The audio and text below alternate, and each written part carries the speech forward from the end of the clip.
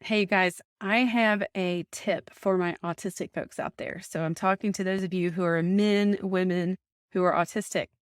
I actually had this conversation with my own autistic daughter this week. If you are in any kind of relationship, whether it's your romantic relationship or relationships with your children, your friends, your own parents, your siblings, some of you may really struggle to remember to reach out and connect, especially if you don't see that person very often. Or maybe with your partner or your spouse, you may be in a long distance relationship, or maybe if you travel and you don't see your partner while you're traveling.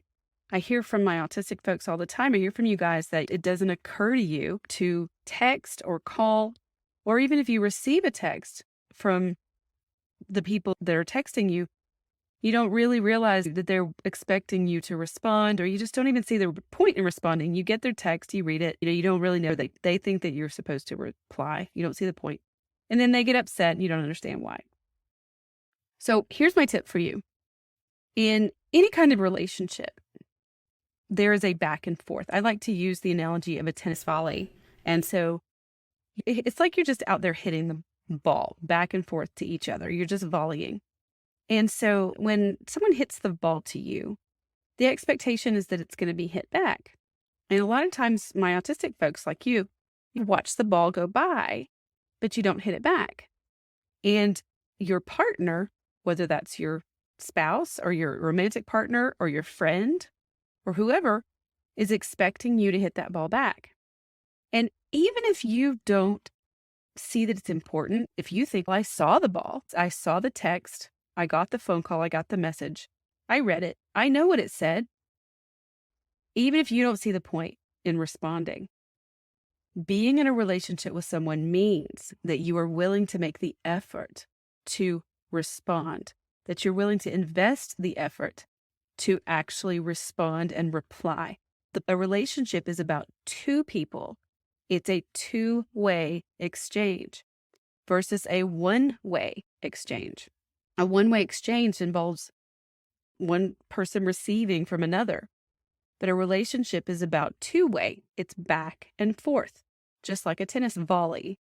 So remember that in your relationships, not only in conversations, if you receive a volley, if someone hits a ball to you, texts you, calls you, emails you, starts a conversation, says something to you. I know in my autism relationships, sometimes I will say something and the person I'm speaking to may hear me, but not acknowledge. And I'll say, did you hear me? And they may say, yeah, I didn't know they heard me. And so I'm hitting the ball and expecting at least okay, I heard you. I got it. That's that back and forth. The same analogy works for just in our involvement with that person. So a person is going to engage with you, spend time with you, do things with you, do things for you because they're choosing, at least the people who are choosing. Your children don't choose to be in a relationship with you, younger ones anyway. People who are choosing to be in a relationship with you are choosing to do things with you, for you, even sometimes even when it's not their own preference. And that's what we do when we care about somebody and we love somebody. We actually sometimes do things even when it's not our own preference, and maybe we're bored or we're uncomfortable. It's what we do when we care about somebody. Now, that doesn't mean we're always putting ourselves beneath someone else, but that's part of the back and forth in a relationship. I do something for you, and then sometimes you do things for me. Now, it's not keeping score. I did something for you and now you have to do something for me. It's not that, but it's just part of the back and forth of a relationship. And you want to pay attention to whether or not your relationship is becoming more one way, or is your partner doing more for you?